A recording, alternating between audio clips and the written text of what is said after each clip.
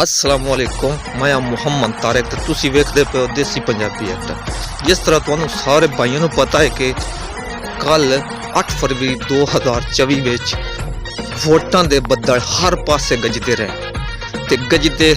बड़े जोश खरोश न रहन, लेकिन फिर भी राय नवाज खान एन 143 वड्डी सीट तो 10,500 की लीड नाल ते मेजर محمد غلام سرور PP 204 छोटी सीट तो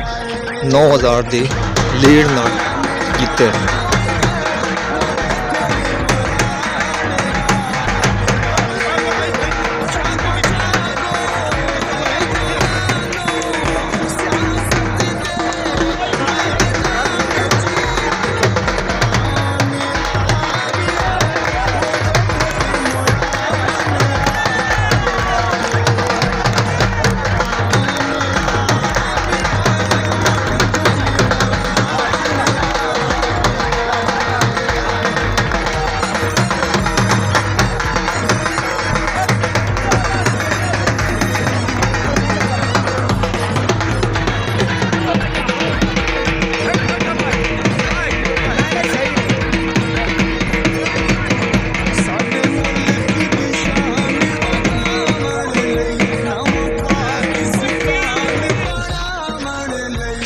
इस दे जितन की खुशी विच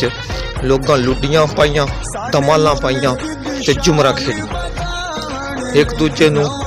खुशी का इजहार मुबारक पेश कीतियां ते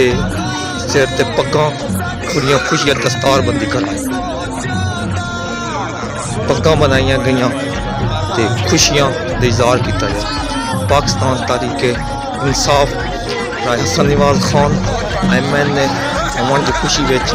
मेजर محمد غلام سرور के MP अमन की खुशी दे विच लोगां बड़ियां खुशियां ते बहुत ही मुबारक पेश की।